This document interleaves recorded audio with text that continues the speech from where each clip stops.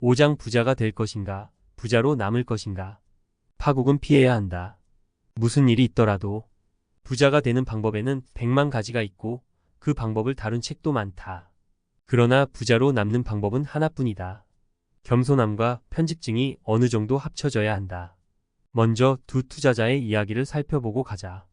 두 사람은 서로를 몰랐지만 그들의 길은 흥미로운 방식으로 교차했다. 거의 100년 전의 일이다. 제시 리버모어는 당대 최고의 주식시장 트레이더였다. 1877년에 태어난 그는 사람들이 그런 직업이 있는지도 모를 때 전문 트레이더가 되었다. 30살이 되었을 때 그의 재산은 물가 상승률을 감안하면 1억 달러에 달했다. 1929년 당시 제시 리버모어는 이미 전 세계에서 가장 명망 높은 투자자 중 한 명이었으나 그의 대공황으로 이어진 주식시장의 대폭락은 그를 더욱 위대한 투자자로 역사에 남게 했다. 1929년 10월 일주일 동안 주식시장의 시가총액 3분의 1이 사라졌다. 나중에 사람들은 그 주의 날들을 블랙 먼데이, 블랙 튜즈데이, 블랙 서스데이라고 불렀다. 10월 29일 리버모어의 아내 도로시가 최악의 상황이 펼쳐질 것을 두려워하고 있을 때 남편이 집으로 돌아왔다. 월스트리트의 투기꾼들이 자살했다는 보도가 뉴욕 전역에 파다했다. 도로시와 아이들은 현관에서 눈물이 그렁그렁한 채로 제시를 맞았고 도로시의 어머니는 정신이 나가서 비명을 지르며 방에 숨어 있었다. 전기 작가 톰 루비선에 따르면 제시는 어리둥절해서 몇 분을 그대로 서 있다가 뒤늦게 상황을 파악했다고 한다. 그리고 가족들에게 뉴스를 전했다. 천재성과 행운이 맞아떨어져 주가 하락에 도박을 걸어 공매도를 해두었다고 말이다. 우리가 망한 건 아니라는 얘기죠? 도로시가 물었다. 응 여보. 내 트레이더 인생에서 최고의 날이었어. 우리는 이제 어마어마한 부자가 됐어. 원하는 건 뭐든 할 수 있게 됐다고. 제시가 말했다. 하루 만에 제시 리버모어는 30억 달러 이상에 해당하는 돈을 벌었다. 주식시장 역사에서 최악의 달 중 하나로 기록됐던 그때 그는 세상에서 가장 부유한 사람 중 한 명이 됐다. 리버모어의 가족들이 이 불가야한 성공을 자축하고 있을 때 또 다른 남자가 절망에 잠긴 채 뉴욕의 거리를 방황하고 있었다. 에이브러햄 저먼스키는 수백만 달러의 재산을 가진 부동산 개발업자였다. 그는 흔히 광란의 20년대라 부르는 1920년대 경제 화랑기에 큰 재산을 모았다. 그는 1920년대 말 뉴욕에서 성공한 거의 모든 사람이 하던 대로 했다. 주식시장 폭등에 크게 베팅한 것이다. 1929년 10월 26일 뉴욕타임스는 이 비극적 결말을 두 문단의 기사로 묘사했다. 어제 아침 브로드웨이 225번지의 변호사 버나드 H. 샌들러는 마운트 버논에 사는 에이브러햄 저먼스키 부인으로부터 남편을 찾아달라는 부탁을 받았다. 남편이 목요일 아침부터 실종 상태라고 했다. 샌들러 변호사에 따르면 올해 50세인 이스트사이드의 부동산 개발업자 저먼스키 씨는 주식시장에 큰 돈을 투자했다고 한다. 저먼스키 부인은 목요일 저녁 월스트리트 증권거래소 인근에서 지인이 남편을 보았다고 말했다. 그 지인은 저먼스키 씨가 브로드웨이 방향으로 걸어가며 증권 시세가 표시된 테이프를 찢어 보도에 뿌리고 있었다고 전했다. 에이브러햄 저먼스키의 마지막이었다. 1929년 10월의 주식가격 폭락은 상반된 결과를 낳았다. 제시 리버모어를 세계에서 가장 부유한 사람 중 한 명으로 만들었고 에이브러햄 저먼스키를 파산시켰고 아마도 그의 목숨을 앗았다. 이야기는 여기서 끝나지 않는다. 그로부터 시계를 4년 후로 돌리면 이야기는 다시 교차한다.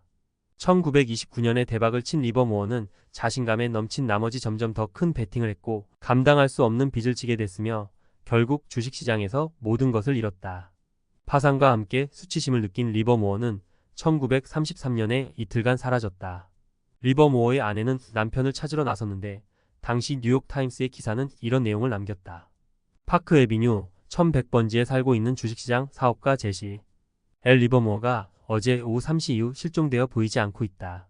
리버모어는 돌아왔으나 길은 정해져 있었다. 그는 결국 스스로 목숨을 끊었다. 시기는 달랐으나 저먼스키와 리버모어는 한 가지 두드러진 공통점이 있었다. 두 사람은 모두 부자가 되는데 뛰어났으나 부자로 남는 데는 서툴렀다. 부자라는 표현이 스스로에게 적합하지 않다 해도 이 이야기는 누구에게나 다음의 교훈을 남긴다. 돈을 버는 것은 버는 것이다. 이를 유지하는 것은 별개다.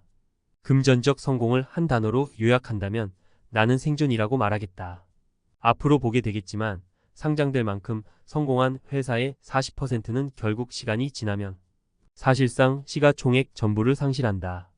포브스에서 선정한 미국 400대 부자는 유산을 받거나 가족 간 증여 등이 있었던 경우를 제외하면 대략 10년간 평균 20% 정도의 수익률을 갖고 있다. 자본주의는 녹록지 않다.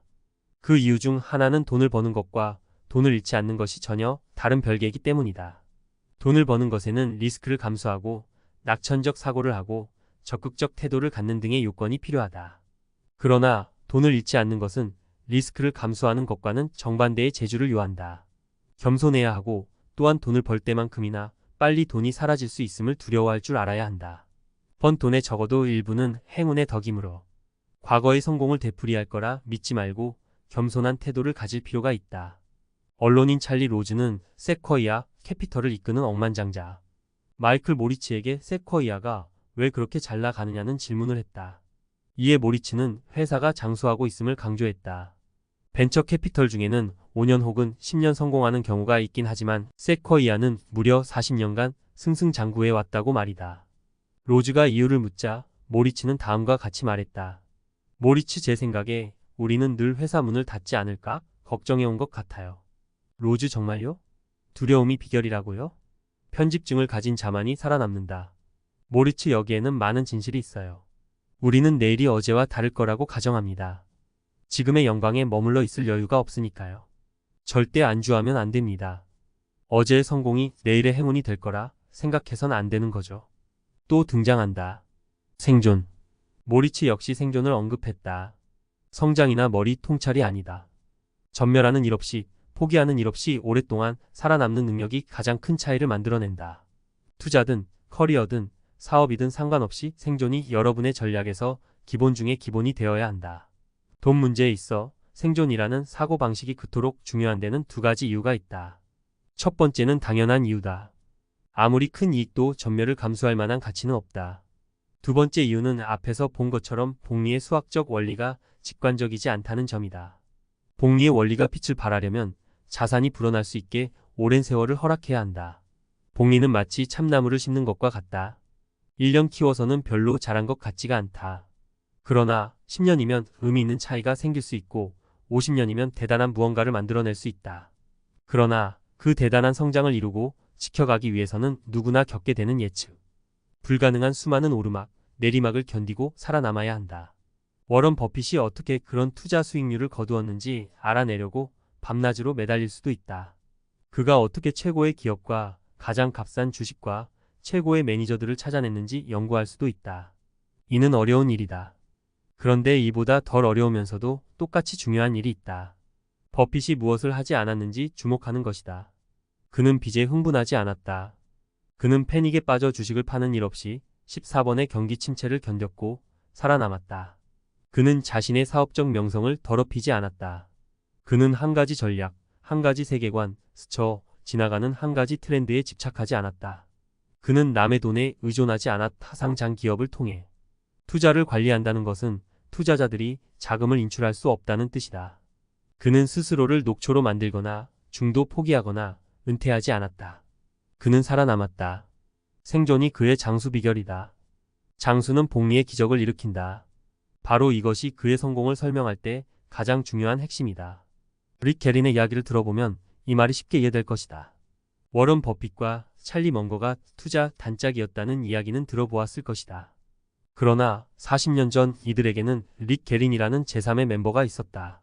버핏과 먼거, 게린은 공동으로 투자를 하고 사업을 맡길 매니저 면접도 함께 보았다. 그러다가 게린은 사라져버렸다. 적어도 버핏과 먼거의 성공에 비하면 그랬다. 투자자 모니시 파브라이는 릭은 어떻게 되었냐고 버핏에게 물은 적이 있다. 모니시의 회상을 들어보자. 워런 버핏은 이렇게 말했다. 찰리와 저는 늘 우리가 믿기지 않을 만큼의 부자가 될 거라는 것을 알았습니다. 우리는 부자가 되려고 서두르지 않았어요. 결국 그렇게 될 거라는 걸 알았으니까요.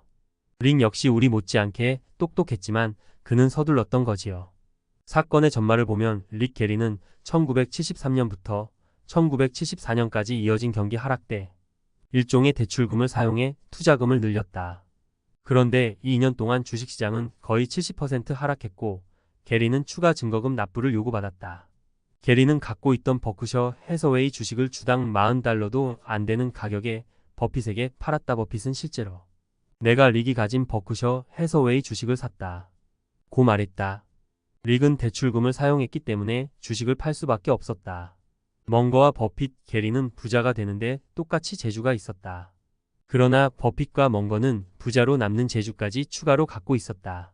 시간이 지났을 때 가장 중요한 재주는 바로 이것이다. 월가의 현자로 불리는 나심 탈레브는 이에 관해 다음과 같이 말했다.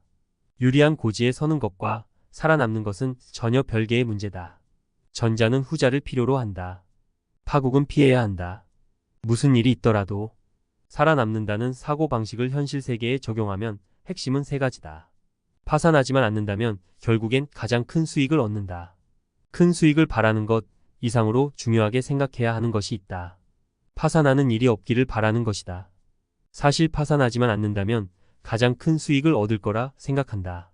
복리의 원리가 기적을 일으킬 수 있을 만큼 우리는 오래 살 것이기 때문이다. 그런데 사람들의 마음은 그렇게 움직이지 않는다. 강세장에서 현금을 보유하고 싶은 사람은 아무도 없다. 가격이 크게 오를 자산을 보유하고 싶다. 강세장에서 현금을 들고 있으면 보수적으로 보이고 스스로도 그런 느낌이 든다. 그 훌륭한 자산들을 소유하지 않음으로 인해 내가 포기하는 수익이 얼마인지 예리하게 의식하게 되기 때문이다. 현금이 1년에 1%를 번다면 주식 수익률은 10%다. 이 9%의 격차 때문에 매일이 괴롭다. 그러나 바로 그 현금 덕분에 약세장에서 주식을 팔지 않아도 된다면 그 현금으로 인한 실제 수익률은 연간 1%가 아니라 그 몇 배일 수 있다. 좋지 않은 시기의 절박함 때문에 어쩔 수 없이 주식 파는 일을 한번 막는 것이 크게 성공할 주식. 수십 가지를 고르는 것보다 평생 수익률에는 더 큰 도움이 될 수 있다. 복리의 원리는 큰 수익률에 의존하지 않는다. 특히나 대혼돈의 시기에 그저 썩 괜찮은 수익률이 중단 없이 최대한 오랫동안 유지되기만 하면 결국엔 승리할 것이다. 계획이 계획대로 되지 않을 때를 대비한 계획을 세운다. 계획에서 가장 중요한 부분은 계획이 계획대로 풀리지 않을 때를 대비한 계획이다. 이게 무슨 말일까? 우리가 계획을 세워도 신은 비웃는다. 재무 설계 및 투자 계획이 매우 중요한 이유는 지금 나의 행동이 적정 범위 내에 있는가를 알려주기 때문이다. 그러나 그 어떤 종류의 계획이라도 현실과 맞닥뜨리는 순간 살아남는 것은 극히 소수다. 향후 20년간 자신의 소득과 저축 비율, 시장 수익률에 관한 계획을 세울 거라면 지난 20년간 누구도 예측할 수 없었던 큰 사건이 얼마나 많았는지를 생각해보라. 911테러, 주택개발붐이 일었다가 거품이 터지면서 1000만 명 가까운 미국인이 집을 잃은 일, 금융위기로 900만 명 가까이가 실직한 일, 뒤이은 기록적인 주식시장 반등. 그리고 이 글을 쓰는 지금 전 세계를 뒤흔들고 있는 코로나 바이러스. 계획이란 현실에서 살아남을 수 있을 때에만 쓸모가 있다. 그리고 알 수 없는 일로 가득한 미래야말로 누구나 맞닥뜨릴 현실이다. 좋은 계획은 이런 험준한 현실을 애써 아닌 척하지 않는다. 좋은 계획은 이 사실을 온전히 받아들이고 오류의 여지를 강조한다. 계획 속의 구체적 요소들이 모두 맞아떨어져야 한다면 그만큼 경제생활은 위태롭다는 뜻이다. 반면 나의 저축 비율의 오류의 여지가 크다는 사실을 인정하면 이렇게 말할 수 있을 것이다. 향후 30년간 시장 수익률이 8%라면 좋겠지만 4%만 되어도 나는 문제 없을 거야. 이렇게 되면 계획은 더 큰 가치를 갖게 된다. 수많은 도박이 실패하는 이유는 그 도박이 틀렸기 때문이 아니다. 여러 상황이 정확히 일치할 때에만 맞아 들어가는 것이 대부분이기 때문이다. 종종 안전마진이라 불리는 실수를 허용할 수 있는 여유는 사람들이 금융, 의사결정을 할 때 가장 간과하는 부분이다. 다양한 방식으로 안전마진을 확보할 수 있다. 검소한 생활, 유연한 사고, 느슨한 일정. 생각대로 일이 풀리지 않더라도 만족하며 살 수 있게 해주는 것은 무엇이든 해당된다. 안전마진은 보수적인 것과는 다르다. 보수적인 것은 특정 수준의 리스크를 회피하는 것이다. 안전마진은 생존 확률을 높임으로써 주어진 리스크 수준에서 성공 확률을 높이는 것이다. 안전마진이 넓다면 결과가 그리 우호적이지 않아도 여전히 유리한 고지에 설 수 있다. 미래에 대해 낙관적이면서 동시에 비관적이어야 한다. 낙관 없이 투자를 할 수는 없다. 그러나 동시에 무엇이 그 미래를 방해할 것인가 끊임없이 걱정하는 양면적 성격이 필요하다. 낙천주의는 흔히 일이 잘 될 거라는 믿음으로 정의된다. 하지만 이는 불완전한 정의이다. 현명한 낙천주의는 확률이 나에게 유리하며 중간에 많은 고난이 있더라도 시간이 지나면 균형이 맞춰져 좋은 결과가 나올 거라는 믿음이다. 사실 중간에 분명히 고난이 있으리라는 것을 우리도 알고 있다. 장기적인 성장 궤도는 올바른 쪽으로 위를 향하고 있다고 낙관할 수 있지만 거기까지 가는 도중에 때때로 지뢰밭이 있다는 것 역시 똑같이 확신할 수 있다. 이 두 가지는 서로 배타적이지 않다. 무언가가 단기적으로는 요지부동으로 보이지만 장기적으로는 득이 될 수 있다는 생각은 그다지 직관적으로 확 와닿지 않는다.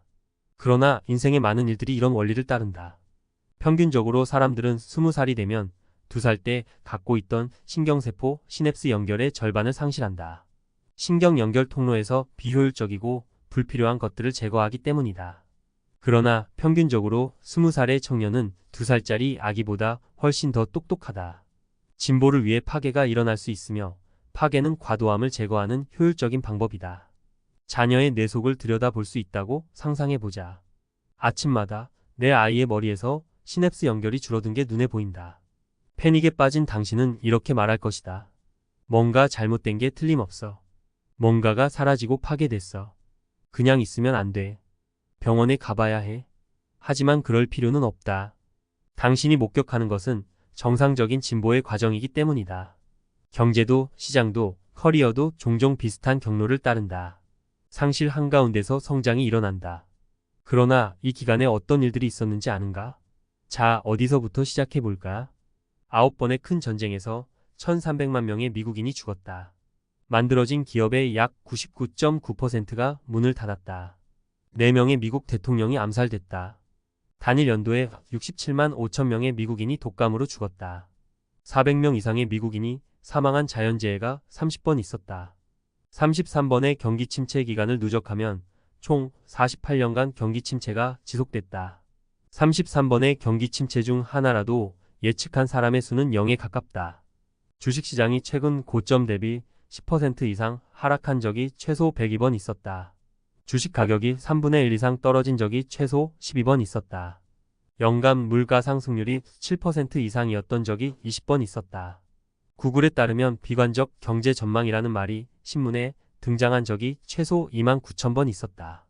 이 170년 동안 우리의 생활 수준은 20배 높아졌다. 하지만 비관적으로 생각할 수밖에 없는 이유가 거의 매일 존재했다. 편집증과 낙천주의를 동시에 유지하는 것은 쉽지 않다. 사물을 흑백 논리로 보는 편이 복잡하게 보는 것보다 노력이 덜 들기 때문이다. 그러나 장기적으로 낙천주의의 이점을 누릴 수 있을 만큼 오래 버티려면 단기적으로는 편집증을 가질 필요가 있다. 제시 리버모어는 아주 어렵게 이 사실을 알게 됐다. 그는 좋을 때가 온 것을 곧 나쁜 시절이 끝난 것으로 이해했다. 부자가 되고 나니 당연히 부자로 남을 것 같았고 스스로 무적이 된 기분이었다. 거의 모든 것을 잃은 후에 그는 다음과 같이 곱씹었다. 투기꾼이 자만하지 않는 법을 배울 수만 있다면 아무리 큰 돈을 지불해도 좋다는 생각이 든다. 그토록 많은 똑똑한 사람들이 처참하게 부서진 것은 모두 자만 때문이다. 그는 이렇게 말했다. 참 돈이 많이 드는 병이다. 어디에 있는 누구든 감염될 수 있다. 다음 장에서는 역경에도 불구하고 성장을 이룬다는 것이 왜 그토록 어려운지 살펴보도록 하자. 6장 꼬리가 몸통을 흔든다. 맞는가? 틀린가? 그것이 중요한 게 아니다. 중요한 것은 옳았을 때 얼마를 벌었고 틀렸을 때 얼마를 잃었는가이다. 하인츠 베르그리는 1936년 나치 독일을 탈출했다. 그는 미국에 정착하고 UC 버클리에서 문학을 전공했다. 젊은 시절에는 특별히 유망한 청년으로 보이지 않았다. 그러나 1990년대가 되었을 때 베르그리는 역사상 가장 성공한 미술상 중 한 명이었다. 2000년에 그는 피카소, 브라크, 클레, 마티스 등 자신이 소장한 어마어마한 컬렉션 중 일부를 1억 유로가 조금 넘는 돈을 받고 독일 정부에 팔았다. 그러나 너무나 염가에 판 것이어서 독일 정부는 사실상 이를 기부로 간주했다. 실제로 민간 부문 시장 가격은 10억 달러가 훌쩍 넘었기 때문이다. 한 사람이 그처럼 어마어마한 수의 명화를 수집했다는 사실이 놀랍다. 예술이란 한없이 주관적인 것이다. 어느 그림이 나중에 사람들이 가장 많이 찾는 작품이 될지 어떻게 알 수 있었을까? 재주라고 해도 틀린 말은 아닐 것이다. 행운이라고 해도 틀린 말은 아닐 것이다. 투자회사 호라이즌 리서치는 제3의 설명을 내놓았다. 투자자들과 깊은 관련이 있는 얘기다. 가장 훌륭한 투자자들은 막대한 양의 예술품을 샀다. 19 컬렉션의 일부가 훌륭한 투자로 밝혀졌고 충분히 오랫동안 보유하고 있었기 때문에 포트폴리오의 수익률은 포트폴리오 내에 있는 최고 작품들의 수익률에 수렴됐다. 그게 전부였다. 가장 훌륭한 딜러들은 인덱스 펀드처럼 움직였다. 살 수 있는 건 모두 샀다. 우연히 자신이 좋아하는 개별 작품만 구매한 것이 아니라 포트폴리오 단위로 구매했다. 그런 다음 몇몇 챔피언이 나올 때까지 앉아서 기다렸다. 그게 전부였다. 아마도 베르그린 같은 사람이 평생 모은 작품의 99%는 거의 아무 가치 없는 것으로 판명났을 것이다. 하지만 그건 문제되지 않는다. 나머지 1%가 피카소 같은 이의 작품이라면 말이다. 베르그린은 대부분의 경우에 틀렸을 수도 있지만 결국에는 굉장히 옳았던 것으로 끝났다. 사업이나 투자에서 많은 것들이 이런 식으로 작동한다. 금융에서는 롱테일, 즉 결과, 분포도에서 가장 멀리 떨어져 있는 끝단이 어마어마한 영향력을 가진다. 몇 안 되는 소수의 사건이 결과의 대부분을 책임지는 것이다. 롱테일의 수학적 원리를 이해한다 해도 이를 제대로 받아들이기란 쉽지 않다.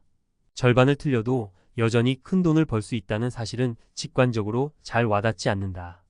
이 말은 곧 우리가 많이 실패하는 것이 정상적이라는 뜻이고 우리가 이 사실을 과소평가하고 있다는 의미다. 그래서 우리는 실패했을 때 과잉 반응을 보이게 된다. 애니메이션 증기선 윌리를 통해 월트 디즈니는 유명세를 떨쳤다. 그러나 사업가로서의 성공은 또 다른 이야기였다. 디즈니의 첫 번째 스튜디오는 파산했다. 디즈니 영화는 가공할 만큼의 제작비가 들었고 터무니없는 조건으로 자금을 조달했다. 1930년대 중반까지 디즈니는 400편이 넘는 만화 영화를 제작했는데 대부분 분량이 짧았고 관객들의 사랑을 받았으나 큰 손해를 보았다. 이 모두를 바꿔놓은 것이 백설공주와 일곱 난쟁이였다. 1938년 상반기 동안 이 영화가 벌어들인 수입 800만 달러는 회사가 이전에 벌어들인 어떤 수입보다 10배는 큰 금액이었다. 디즈니 스튜디오는 완전히 다른 회사가 됐다. 회사의 모든 빚을 청산했고 핵심 직원들은 근속 보너스를 받았다. 회사는 버뱅크의 최첨단 스튜디오를 매입했는데 이게 바로 지금까지 남아있는 버뱅크 스튜디오다. 아카데미상까지 받은 월트 디즈니는 이름이 알려지는 수준이 아니라 말 그대로 유명인사가 됐다. 1938년 월트 디즈니가 제작한 영화는 수백 시간 분량이었다. 그러나 사업적으로 따졌을 때 중요한 것은 백설공주와 일곱 난쟁이 오직 83분에 불과했다. 크고 돈이 되고 유명하고 영향력이 있는 것들은 모두 꼬리 사건이라 부르는 아주 이례적인 사건의 결과다. 꼬리 사건은 1000분의 1 내지는 100만 분의 1 확률로 일어나는 평범하지 않은 사건의 결과다. 우리의 관심은 대부분 크고 돈이 되고 유명하고 영향력 있는 것을 향한다. 우리가 이례적인 사건의 결과에 관심을 주다 보면 그런 것들이 얼마나 희귀하고 강력한 사례인지 과소평가하기 쉽다. 꼬리 사건이 중심이 되는 것이 분명한 업계도 일부 있긴 하다. 하지만 여기서는 벤처 캐피털을 한번 살펴보자.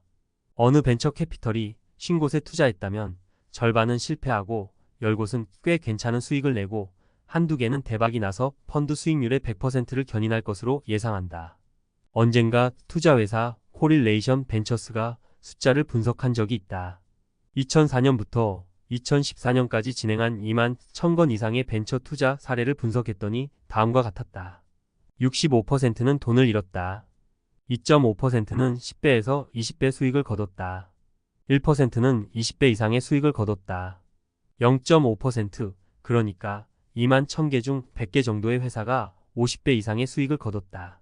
벤처 캐피털 업계 수익의 대부분은 바로 여기에서 나왔다. 어쩌면 그렇기 때문에 당신은 벤처 캐피털이 위험하다고 생각할지 모른다. 그리고 벤처 캐피털에 투자하는 모든 사람이 이 업계가 위험하다는 사실을 안다. 대부분의 스타트업은 실패하고 세상은 오직 몇 개의 메가 히트 장만을 허용한다. 더 안전하고 더 예측 가능하고 더 안정적인 수익을 원한다면 대형 상장 기업에 투자해야 한다. 혹은 그렇다고 생각할 것이다. 하지만 기억하라. 꼬리가 모든 것을 좌우한다. 시간이 지나고 보면 대형 상장 기업의 성공 분포 역시 벤처 캐피털과 크게 다르지 않다. 상장 기업 상당수는 실패작이고 단 몇몇만이 손에 꼽을 정도의 대단한 승자가 되어 주식시장 수익률의 대부분을 책임진다. 언젠가 JP 모건 자산 경영에서 러셀 3000 지수에 포함된 기업들의 1980년 이후 수익률 분포를 발표한 적이 있다. 이 기간 동안 러셀 3000 구성 주식 중 40%가 70% 이상의 시가총액을 상실하고 다시는 회복하지 못했다. 사실상 러셀 3000 지수 수익률 거의 전부는 구성 기업들 중 이 표준 편차 이상의 좋은 성과를 낸 7%로부터 나왔다. 벤처 캐피털 내에서나 벌어질 법한 일처럼 보이지만 실제로는 포트폴리오를 지극히 다양화해 놓은 지수 구성 종목 내에서 벌어진 일이다. 상장 기업 다수는 이 같은 몰락을 겪는다. 예외인 업종은 없다. 상장된 기술기업 및 통신회사의 절반 이상이 시가총액 대부분을 잃고 다시는 일어서지 못한다. 심지어 상장 기업 중 수도, 가스, 전기 등 공공사업을 하는 기업도 실패율이 10분의 1 이상이다. 여기서 흥미로운 부분은 상장 기업이 되고 러셀 3000 지수에 포함되려면 이미 어느 정도 성공한 기업이었어야 한다는 점이다. 이들은 하루아침에 만들어진 스타트업이 아니라 위치가 공고한 기업들이었다. 그럼에도 불구하고 기업 수명은 수십 년이 아닌 수년에 머물렀다. 그런 기업들 중 하나를 예로 들어보자. 한때 러셀 3000 지수에 포함되었던 캐롤코라는 영화사다. 캐롤코는 1980년대와 1990년대에 가장 큰 영화 중 몇 편을 만들었다. 람보 시리즈의 첫 3편과 터미네이터, 이 원초적 본능, 토털 리콜 등이다. 캐롤코는 1987년에 상장됐다. 상장은 엄청난 성공을 거두었고 히트작을 연거푸 쏟아냈다. 캐롤코는 1991년 5억 달러의 매출을 올렸고 시가총액은 4억 달러에 육박했다. 당시에는 아주 큰 금액이었다. 특히나 영화사 한 곳으로서는 말이다. 그리고 망했다. 더 이상 대형 히트작은 나오지 않았고 큰 예산이 들어간 프로젝트 몇 개가 망하더니 1990년대 중반이 되자 역사 속 기업으로 사라졌다. 1996년 캐롤코는 파산했으며 주식은 휴지 조각이 됐다. 막대한 손실이었다. 이는 시간이 지나면 상장 기업 10곳 중 4곳이 경험하는 일이다. 여기서 가장 중요한 점은 이것이다. 러셀 3000 지수는 1980년 이후 73배 증가했다. 어마어마한 수익률이다. 성공이 틀림없다. 그런데 지수에 포함된 기업 중 40%는 사실상 실패작이었다. 그러나 지극히 훌륭한 성과를 낸 7%의 기업들이 실패작을 벌충하고도 남았다. 하인츠 베르그린의 포트폴리오를 떠올려보라. 피카소나 마티스가 아닌 마이크로소프트와 월마트였을 뿐이다. 몇몇 기업이 시장 수익의 대부분을 책임지는 것처럼 기업 내부에도 꼬리에 해당하는 것들이 있다. 2018년 아마존은 S&P 500 지수 수익률의 6%를 견인했다. 그리고 아마존의 성장은 대부분 아마존 프라임과 아마존 웹서비스 덕분이다. 이들 사업 부문은 기업 내부에서 그 자체로 꼬리 사건에 해당한다. 아마존은 파이어폰에서 여행사에 이르기까지 수백 개 제품을 실험했기 때문이다. 2018년에 애플은 S&P 500 지수 수익률의 거의 7%를 책임졌다. 그리고 이를 견인한 것은 압도적으로 아이폰이었다. 기술 제품의 세계에서 아이폰은 더 이상 꼬리일 수 없을 만큼의 꼬리 사건이다. 그렇다면 이들 기업에서는 어떤 사람들이 일할까? 구글의 채용 합격률은 0.2%다. 페이스북은 0.1%이며 애플은 약 2%다. 그러니 이례적인 수익률을 견인하는 이례적인 프로젝트를 작업하는 사람들은 이례적인 커리어를 가진다. 소수의 몇몇이 전체를 책임진다는 아이디어는 비단 투자, 포트폴리오에 있는 기업들에만 해당하는 얘기는 아니다. 이는 투자자로서 여러분의 행동에도 중요한 사항이다. 나폴레옹은 전쟁의 천재를 이렇게 정의했다. 주변 사람들이 모두 미쳐갈 때 평범한 것을 할 수 있는 사람. 투자에서도 마찬가지다. 금융에 관련한 조언은 대부분 현재에 대한 것이다. 지금 당장 무엇을 해야 하는가? 오늘 매수하기에 좋아 보이는 주식은 어느 것인가? 그러나 대부분의 경우 현재는 그리 중요하지 않다. 당신이 만약 평생을 투자한다면 당신이 오늘 또는 내일 또는 다음 주에 내리는 의사결정은 별로 중요하지 않다. 정말로 중요한 것은 남들이 모두 미쳐가는 몇 안 되는 아마도 1%도 안 되는 날에 당신이 어떤 의사결정을 내리는가 하는 점이다. 1900년부터 2019년까지 당신이 매달 $1를 저축한다면 어떻게 될까? $1를 비가 오나 눈이 오나 매달 미국 주식시장에 투자한다고 생각해보자. 경제학자들이 경기 침체나 새로운 약세장이 다가온다고 아무리 떠들어댄들 상관없이 말이다. 당신은 그냥 계속 투자를 이어나간다. 이 투자자를 수전이라고 부르자. 어쩌면 경기 침체 기간 중에 투자를 하는 것은 너무 두려운 일일 수 있다. 그래서 당신은 경기 침체 기간이 아닐 때에만 주식시장에 한 달러를 투자하고 침체기에는 주식을 모두 팔고 매달 한 달러는 현금으로 저축한다. 그리고 경기 침체가 끝나면 그 모두를 다시 주식시장에 투자한다. 이 투자자는 짐이라 부르기로 하자. 어쩌면 당신은 경기 침체로 겁을 먹는데 몇 달이 걸리고 다시 자신감을 회복해 주식시장으로 돌아오는데 몇 달이 걸릴 수 있다. 그래서 당신은 경기 침체가 없을 때는 한 달러를 주식에 투자하고 경기 침체가 시작되면 6개월 후에 주식을 팔며 침체가 끝나고 나서 6개월 후에 다시 투자로 돌아온다. 이 사람은 톰이라고 하자. 시간이 지나 이들 세 투자자는 얼마의 돈을 갖게 될까? 수저는 43만 5,551달러를 갖게 된다. 짐은 25만 7,386달러를 갖게 된다. 톰은 23만 4,476달러를 갖게 된다. 수전이 크게 승리한다. 1900년과 2019년 사이에는 1428개월이 있었다. 그 중에 300개월 남짓이 경기 침체 기간이었다. 따라서 수저는 경제가 침체기거나 침체에 가까워졌던 22%의 경우에 침착함을 유지한 대가로 짐이나 톰보다 75%나 많은 돈을 갖게 됐다. 좀 더 최근 사례를 들어보자. 투자자로서 당신이 2008년 말과 2009년 초에 몇 달 동안 어떻게 행동했느냐는 2000년에서 2008년 사이에 했던 모든 일보다 당신의 평생 수익률에 더 큰 영향을 미칠 가능성이 크다. 파일럿들이 오래전부터 농담처럼 하는 말이 있다. 지루한 시간이 끝도 없이 계속되다가 간간히 끼어드는 공포의 순간이 바로 자신들의 직업이라는 얘기다. 투자도 마찬가지다. 투자자로서 당신이 성공할 수 있느냐를 가름하는 것은 자동주행 모드로 유유히 달리던 수많은 세월이 아니라 간간히 끼어드는 공포의 순간에 당신이 보이는 반응이 될 것이다. 우리가 투자의 천재를 훌륭하게 정의해 본다면 주변 사람들이 모두 미쳐갈 때 평범한 것을 할 수 있는 사람이 될 것이다. 꼬리가 모든 것을 좌우한다. 비즈니스, 투자, 금융에서 꼬리가 모든 것을 좌우한다는 사실을 받아들이고 나면 많은 것들이 잘못되고 망가지고 실패하고 추락하는 게 정상임을 깨닫게 된다. 주식을 잘 고르는 사람이라면 아마도 절반 정도는 옳은 선택을 할 것이다. 훌륭한 비즈니스 리더라면 절반 정도의 제품이나 전략이 효과가 있을 것이다. 훌륭한 투자자라면 나쁘지 않은 정도의 시기가 대부분일 것이고 나쁜 시기도 많을 것이다. 훌륭한 직장인이라면 딱 맞는 분야에서 딱 맞는 회사를 찾아내겠지만 그래도 몇 번의 시도와 시행착오가 있었을 것이다. 이것들은 모두 훌륭했을 경우다. 우리 시대 최고의 투자자 중 한 명인 피터 린치는 언젠가 이런 말을 했다. 이 업계에서 끝내주는 사람이라면 10번 중에 6번을 마치겠죠. 매번 완벽해야 하는 분야도 있다. 한 예로 비행기를 운전하는 사람이 그렇다.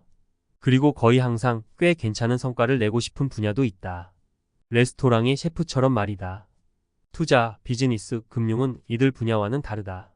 내가 투자자와 기업가 양쪽으로부터 알게 된 한 가지는 매번 훌륭한 의사결정을 내리는 사람은 없다는 점이다. 아마존만 봐도 그렇다. 대형 회사에서 출시한 제품이 실패했는데 그게 정상이고 괜찮다고 생각한다는 것은 언뜻 이해하기 어렵다. 직관적으로 생각하면 CEO가 주주들에게 사과해야 한다고 생각할 수도 있다. 그러나 제프 베조스는 파이어폰 출시가 참사로 끝난 직후에 다음과 같이 말했다. 그게 대실패라고 생각한다면 저희는 그보다 훨씬 더 큰 실패작들도 지금 작업하고 있습니다. 농담이 아니고요. 그중 어떤 것들은 파이어폰을 작디작은 점처럼 보이게 만들어버릴 겁니다. 아마존은 파이어폰에 큰 돈을 잃어도 문제가 없다.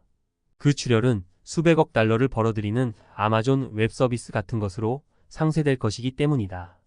꼬리가 구조화로 올 것이다. 언젠가 넷플릭스의 CEO 리드 헤이스팅스는 회사가 예산이 많이 들어가는 대형작들을 취소하는 중이라고 발표하면서 다음과 같이 말했다. 지금 우리 회사는 히트작 비율이 지나치게 높습니다. 저는 늘 콘텐츠 팀을 닥달하는데요. 더 많은 리스크를 감수해야 한다고요. 미친 프로젝트를 더 많이 시도해야 합니다. 전체적으로 엎어지는 비율이 지금보다는 높아야 해요. 이런 것들은 망상이나 무책임한 행동이 아니다. 꼬리가 성공을 주도한다는 사실을 인정하는 똑똑한 행동이다. 아마존 프라임이나 오렌지, 이즈 더 뉴 블랙 같은 메가 히트작이 하나 나올 때마다 분명히 실패작도 있을 것이다. 이런 사실이 직관적이지 않은 이유 중 하나는 대부분의 분야에서 우리는 중간의 손실이나 실패가 아닌 성공한 완성품만을 목격하기 때문이다. 내가 TV에서 보는 배우이자 코미디언인 크리스 라크는 배꼽 빠질 만큼 웃기다. 그러나 매년 수십 곳의 소규모 클럽에서 하는 크리스 록의 공연은 그냥 괜찮은 수준이다. 원래부터 그럴 수밖에 없다. 아무리 천재적인 코미디언이라 해도 이번에는 어느 농담이 잘 통할지 선제적으로 알 만큼 똑똑할 수는 없다. 유명 코미디언들은 모두 작은 클럽에서 자신의 소재를 테스트해보고 난 후 큰 행사에서 써먹는다. 언젠가 소규모 클럽이 그립지 않느냐는 질문을 받은 크리스 록은 다음과 같이 말했다. 투어를 시작할 때 대형 돔에서부터 시작하는 건 아닙니다. 이번 투어 직전에는 뉴브런즈윅에 있는 스트레스 팩토리라는 곳에서 공연을 했어요. 40에서 50번 정도 공연하고 나서야 투어 준비가 제대로 되었죠. 이 소규모 클럽 공연을 보도한 신문에 따르면 크리스 록은 노트를 휙휙 넘기며 소재를 뒤적거렸다고 한다. 그는 공연 중간에 이 농담들은 좀 잘라내야겠네요. 라고 말하기도 했다. 내가 TV에서 보는 멋진 농담들은 수백 번의 시도 끝에 건져 올린 꼬리 사건인 셈이다. 비슷한 일은 투자에서도 일어난다. 워런 버핏의 순자산이나 연평균 수익률은 쉽게 찾아볼 수 있다. 또는 그의 가장 멋진 투자, 가장 주목할 만한 투자도 쉽게 찾아볼 수 있다. 널리 공개되어 있고 사람들이 늘 이야기하기 때문이다. 그러나 그의 모든 투자 사례를 종합하는 것은 훨씬 더 어려운 일이다. 잘못 고른 회사나 악질 기업, 형편없는 인수합병에 관해서는 아무도 이야기하지 않는다. 그러나 이 역시 워런 버핏의 이야기에서 큰 부분을 차지한다. 그런 것들이 바로 꼬리 사건이 만들어낸 수익률의 이면이다.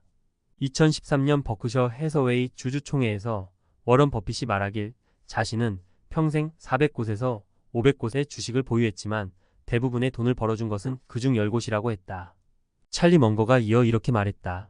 버크셔 해서웨이의 최고 투자 사례 몇몇을 제하면 장기 실적은 거의 평균에 가깝습니다. 롤모델은 어떻게 성공했을까? 관심을 기울이다 보면 그들의 성공에 득이 된 행동이 수많은 행동 중 겨우 몇 %에 불과함을 간과하기 쉽다. 그렇게 되면 내가 저지른 실수, 손실, 차질은 마치 내가 뭔가 잘못해서 벌어지는 일처럼 느껴진다. 그러나 대가들이 그래온 것처럼 우리는 틀린 것일 수도 있고 어찌 보면 맞는 것일 수도 있다. 어쩌면 대가들은 옳았을 때 우리보다 더 많이 옳았을 수도 있지만 우리만큼이나 자주 틀렸을 수도 있다. 조지 소로스는 언젠가 이런 말을 했다. 맞는가, 틀린가 그것이 중요한 게 아니다. 중요한 것은 옳았을 때 얼마를 벌었고 틀렸을 때 얼마를 잃었는가이다. 절반을 틀려도 여전히 큰 돈을 벌 수 있다. 다음 장에서는 어떻게 하면 돈이 당신을 더 행복하게 해줄 수 있을지에 대해 살펴보기로 하자.